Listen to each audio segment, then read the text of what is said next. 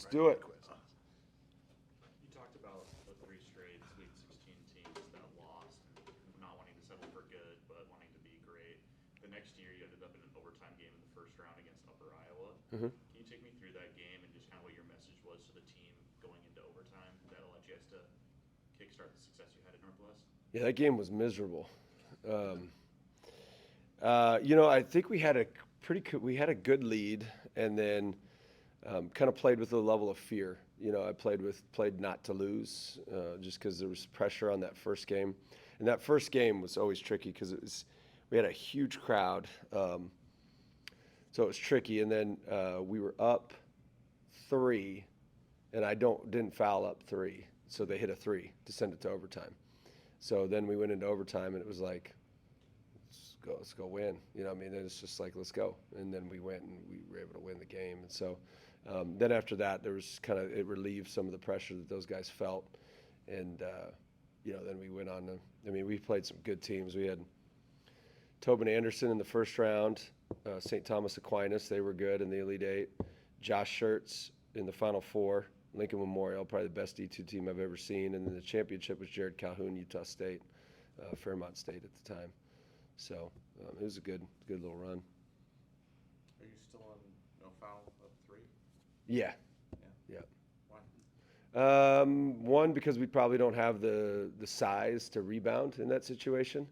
2, my theory is that, first off, I don't think the analytics are that much different now. I think they've actually made it even flipped. I don't know for a fact. But you can lose the game in regulation by fouling up 3. You can lose the game. If you don't foul, you really can't lose the game, in regulation. You can lose it in overtime, but I'd rather leave it up to that than chance. It's just kind of more me. That's probably my mentality.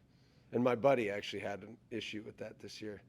It was like the most flukish, freakish deal I've ever seen in college basketball. It was the SLU and Santa Clara, maybe? No. Stanford. I don't know. Somebody. And they fouled up 3, and just the ball bounced perfect. And then they ran somebody to the corner, and he hit I swear the ball hit the ceiling. It was the worst shot ever, and it went in. And they lost in regulation. It was ridiculous. Felt horrible for him. You said you were coaching not to lose in that particular game. How often have you done that in your career, that mentality? Not very often. I think naturally as coaches and players, sometimes you do. I don't know that I was coaching not to lose. I think we were playing not to lose. I think there's a level of fear that gets created with every profession or every time you're in, high achievement moments. You just have to make sure that, it's kind of the fight or flight response, and you just got to make sure that your flight response is broken. You got to fight. And so we've, in any sports, some of the better competitors are the ones that are able to harness that and then fight when they feel that sense of, hey, I don't want to fail here. Making sure that you've kind of flipped that on flip that and make it more about fight. What was the epiphany moment after the 2016 loss that was like, was it like right after the game? Was it in the summer? When did you have that epiphany moment that's like, we're going to be great, that's all we're going to settle for at this point? You always want to settle for that, but it was probably 3 weeks into preseason. It was more that I noticed that we weren't as close as I thought. I think, you see this with a lot of coaches, particularly like coaches that take over in their first year, they finish 3rd, 4th, something like that. And they think that they're close to first. And in reality, in my mind, the distance between 1st and 3rd is massive. The difference between 3rd and 10th isn't that great. Like, they're all kind of right next to each other. But that first place people do things a little bit different. And so about 3 weeks into preseason, we started to notice that we started to have a lot of really good workouts. And it was like that was the problem, is that we kind of settled in on really good work. That was our crutch. It was like we were just going to be really good every day. And so we had to blow the whole thing up. And, it certainly helped us. We had to force failure. Had to have guys fail in the preseason, and it helped us be a lot better that year. What's it been like coaching your son? Great. It's been great. I think the best part about it is the kids that he's surrounded by. You can, as a parent, you can sit there and like, man, he's surrounded by great people. And then you don't notice it a ton right now. He's not playing, he's redshirting or whatnot. He's not for sure redshirting. I don't ever do that till halfway through, but you preserve his year like that. And so it's a little less pressure on him. But he's played really well. He played really well in the summer. He's done a great job, and it's great. I get to see him every day. He's around. His mom gets to see him, so it's been fun. So is mom jealous of how much time you get with him now? She is, but I told her for the first however many years when I'm out there working, you got to spend time with him. So now I get to. But when you're in practice, it doesn't feel like that necessarily.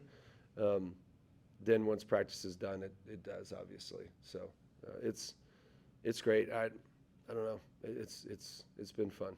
Has his game really grown in what you've seen out of him? From Yeah. the summer to now.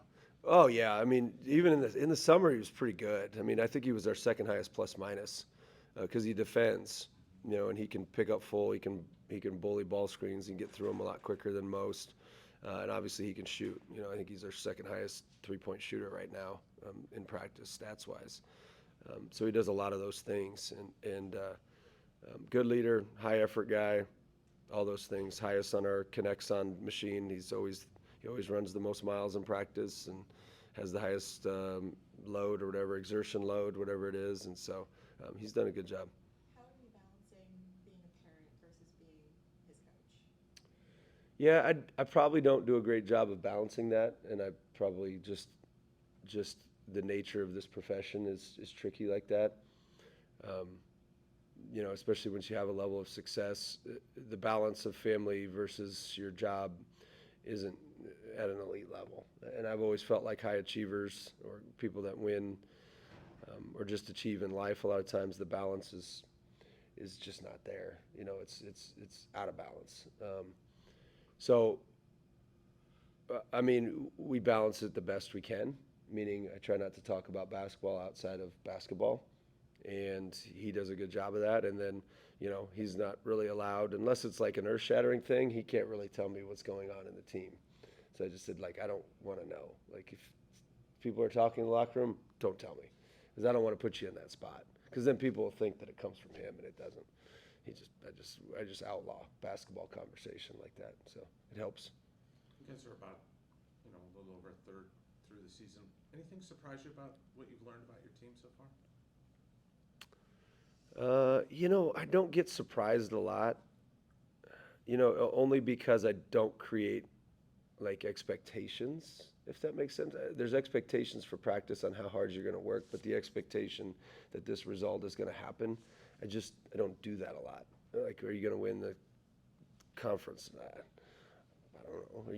Are you gonna make the NCAA tournament? I don't know. You just don't know those things, and so you don't create these goals that you don't have any control over. So then nothing really surprises you. It is what it is. It is what happens today, and that's just what it is. And so, no, not up to this point. Am I pleased with some things? Yeah, I mean, there's a lot to be pleased with. I think the toughness that they've shown, the ability to transition for some of them from Drake to here, and then the ability for those other guys to come in and acclimate themselves quick. It's a lot harder than you think. And then to kind of face the external noise and then block that out has been great. They've done a good job of that. I know you have Ethan signed in the 26 class. Are you still looking to add at this point, or are you? In the 26 class? Oh yeah.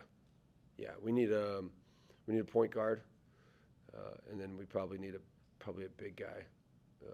We've got some really good kind of hybrids, if you will, the 6'8" guys that can shoot. We've got some really good ones there. So I think we're good there. We just got to now maybe get some size and then a bigger, a point guard on top of that. So we'll either do that through high school if they're still available, or you'll have to go through the portal. Playing this game this weekend in Des Moines, are you going to want to keep doing games like this in the future, playing somewhere else in the state? Yeah, I'd like to do it with a Power 5. This was scheduled before we got here. It was scheduled with a different team, and so it was a good friend of mine, and so I'm like, I don't really want to play my friend in Des Moines, so we switched it, and at that point, all the Power Fives, we couldn't get one, so then you're just like, all right, well, who do you play? And it just so happened to be them. But yeah, we would love to do that. We would love to do that with Power Five competition. It was gonna be St. Louis, right? Yep, SLU. Yep, that was the original. That's why we went to scrimmage them there, which was a great scrimmage because he's a good coach. And so, but yeah, it was just like I called him. He's like, yeah, I don't really want to play either. So, all right, let's figure it out. Let's get out of the contract for you, and then we'll make sure that we try to find another team here. And so then we just happened to come across them. Ben, you've had a ton of responsibility since you took over the team. I mean, getting a new roster, coaching staff, everything else. I guess where does maybe getting that relationship with like the alumni and getting them involved in the program, where does that kind of rank? How do you get them involved? And I mean, is that more of an off-season priority, or how do you just kind of integrate, connect that bridge? Yeah, that's a good question. I think it's probably more of an off-season thing, one, but I think that's one of the just trying to do everything like that is really tricky. I think the importance of that is probably more important than people would think. I think we would like to do a great job of that. We would like to get them back. We would like to have activities where people can engage. We have a little bit, not to the level that we would like to do it with, partly because we had to create a roster of 12 or 13. I will say this, and I try to make sure that when they text me that it's always, hey, you're always welcome to come to a practice or to a game. And a matter of fact, we'd actually like that. And we would. We would like them to engage. We would like them back. We would like them to be a part of it. Anybody that's played here, even ones that have transferred out of here, they're still a Hawkeye. And so we're creating that. That probably is one of the harder that takes a little more time, simply because when you come in, there's an NIL component now. And so before that didn't matter. The donors did matter, but not quite as much as they do now, establishing those relationships, et cetera. So you've got to do that. You've got to recruit the team.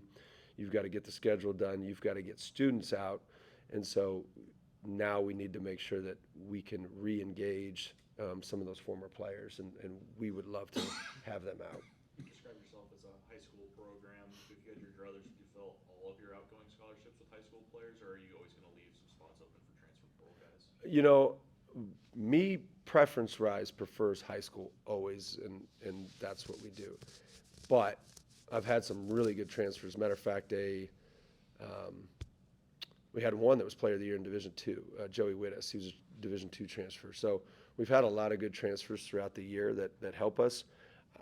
I would be naive to say that you can do it all with high school. You do have to adapt to the times, whether you prefer something or not. But people in the program, and you'll see Al will just continue to grow and grow and grow and grow. And you'll just be like, oh. Just keeps getting better and better and better every day because they have to acclimate to a whole new program. So we'll have to go some transfers in the future. Eventually, we'd like to recruit from within and see if we can do that. But I don't know if you can actually do that now. Will you look maybe overseas to get maybe a more veteran guy potentially? We tried this year. We actually had one committed. And somebody else paid him more money, so it's one of those deals. He's a good player too, but yeah, I think overseas is tricky. We would like that. I think the hardest part with overseas is trying to figure out what kind of competition they're going against, and so we've tried to acclimate ourselves to that. I do think overseas big guys are really good. Because they understand flow, they understand rhythm of the game, they understand how to pass, all those different things. I think guards are a little bit trickier. I think there's some good guards from overseas, but I think they're tricky because the physicality from a guard perspective over here that you're allowed to do is different. Like they just, It's just more physical, and the athleticism from the guards is a little bit different. So you kind of get used to that playing the American style, whereas over there, those are fouls. And so it's a little bit trickier for guards to come over. What's your favorite holiday movie? Christmas? That's a tough question. There's a couple that I have. Can I name two or no? You gonna go to Thanksgiving mode again? I'm gonna go two. I'm gonna go one of my favorite is The Elf. It's just a great movie. But then you got to go a little more traditional, and you got to go Christmas Vacation. I mean, that's just elite. Like the comedy there is just fantastic, and they don't have to be like totally raunchy with it. It's just like, man, those dudes, they're good. Yeah, those are probably my two.